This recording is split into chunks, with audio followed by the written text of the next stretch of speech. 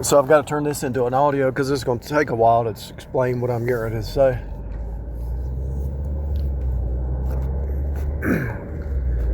I don't know if it was yesterday or the day before, but anyway, somebody got a promotion, so I called her and congratulated her. She said, "Thank you." She said, "Well, you helped, you manifested it, you spoke it into existence." I said, "Well, no." I said, "Well, the secret is to know that it's all to act like it's already happened." I said, "I didn't do anything. You just act like it already happened." Anyway, a lot of what she was going through, she had to let go of the shadows of her past, and the shadows of your past. To think that you can't do something when you can do it, that's the secret. A lot of times your childhood stuff, the strongholds from your childhood have to be let go. They have to be destroyed, The past is the past, and see what you went through in the childhood trauma or any kind of trauma that you went through is actually designed to push you to the higher level, to push you higher, Now, a lot of times it's really a driving force that's off the roof. But then when you wake up to the fact of what's going on, the reason you're driven is because something happened in your child, then you can actually take that energy, and it doesn't have to be extreme because you can only do something so long in the extreme, and then you crash and burn. So instead of staying into the extreme mode, just have a steady state rise up. Understand what's motivating you now, And when you can figure out what's motivating you,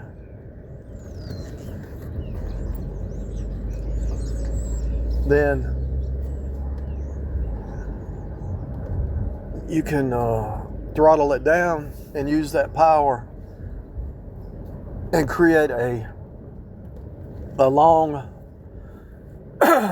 distance run, What motivated you was the pain that you had in some kind of experience, whether it was childhood or whatever.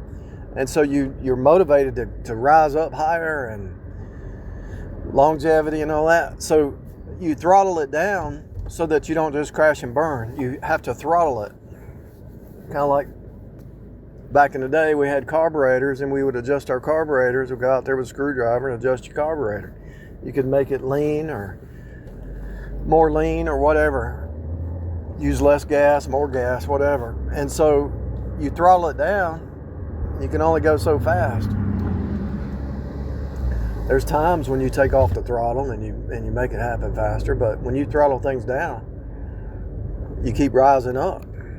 But if you're on full throttle all the time, you're going to get up, you're going to rise up, and then you're going to crash and burn, So you take that throttle and you adjust it to where it's steady state increase. And I would say 5% increase is the key.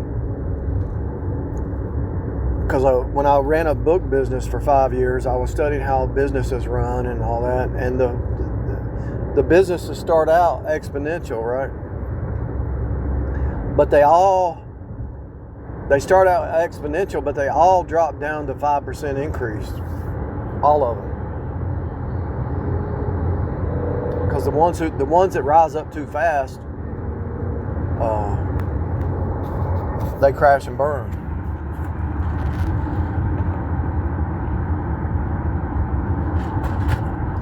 And I know this, and I should use it for investing. When I sell calls and puts on a stock, I need to remember this because sometimes the price will go up real fast, but it's going to drop back down, And it goes up past that 5%. There's a reason that it's going up. Hype, Especially if it's a business that's been around a while. It will drop back down eventually. There's a limit on everything. Now in the spirit realm, there's really not a limit, because Y is equal to E to the X. E is spirit, X is take up your cross. If you really want to rise up higher and higher, you take up your cross every day. And you rise up. The way to have exponential growth spiritually is take up your cross. Deny yourself and take up your cross.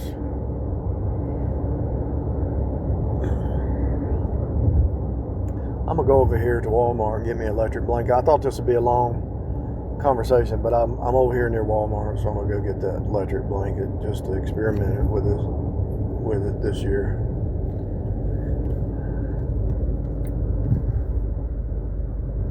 I don't think you should put the electric blanket on top of you, because I don't know, when I had one before years ago, it just had this weird, it gave you like, you could just to feel the magnetic field around it. It wasn't comfortable. I'd say put the electric blanket on top of a blanket, you know. Anyway, that was a sidebar. So to have that exponential growth is great, but you're going to have to take up your cross. But you know you're going to crash out in the natural, in the 3D, if you do it too much. So how do you manage and throttle it down in the 3D? You find what your limits are, and you pay attention to your inner man, and you stay in the Word, and you cut off the noise, and you cut off the music, and cut off everything that's a distraction, and you cut off the Jezebels and the narcissists. And you cut off the negative Nancy's, and you cut off the doubting Thomases, because you don't want a voice in your ear gate. It's trying to slow you down. And if you can't tell who is who, you start taking notes. If it's a person who you can't really tell which one they are, you start taking notes. And when you finally take enough notes, you see what they are and you cut them off. Because a leopard can't change its spots, you know.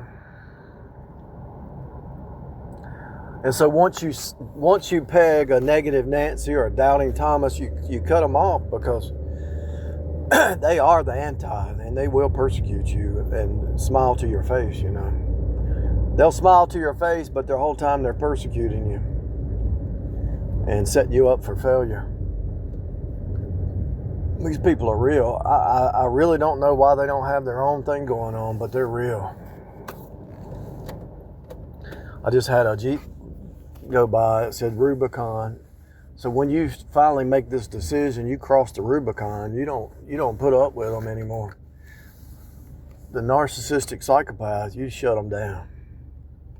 And you shut them down for real.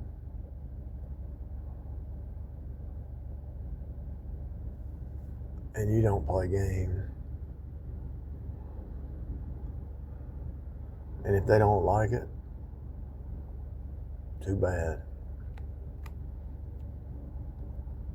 There's two worlds happening right now. There's two worlds happening right now, all the time. The flesh mind or the spirit mind.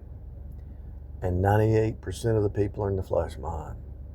And if you ever meet and run across people who are in the spirit mind, you better hang on to those kind of friendships. And don't let them go. And I promise you, Jezebel, when she sees you flowing in the spirit, you are a target, because she wants to vampire off of you. And just because somebody has money don't mean they're in the spirit mind. I want you to know that right now. Just because somebody has a position of power or money does not mean they're in the spirit mind. Because this world is built on the flesh mind, that most of the people are in it. And these people who are narcissistic love to control and manipulate and do sorcery and witchcraft and all that. So if you want to step into the spirit mind, make sure when you're dealing with these people, don't put any confidence in the flesh, because what they tell you, the future faking and all that, is just big fat lies.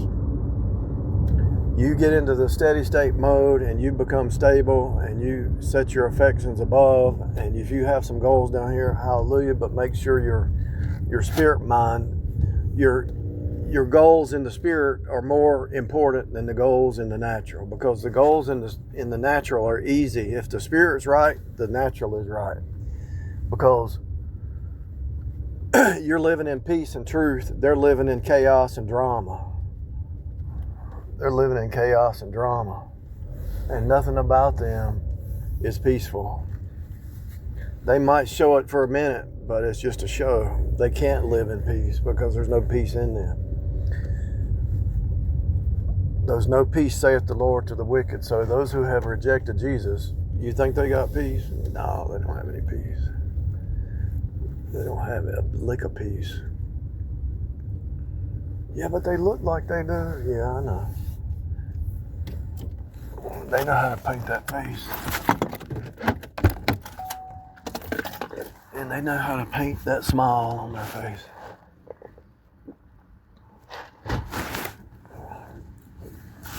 Think about it. Their whole life's been outward show.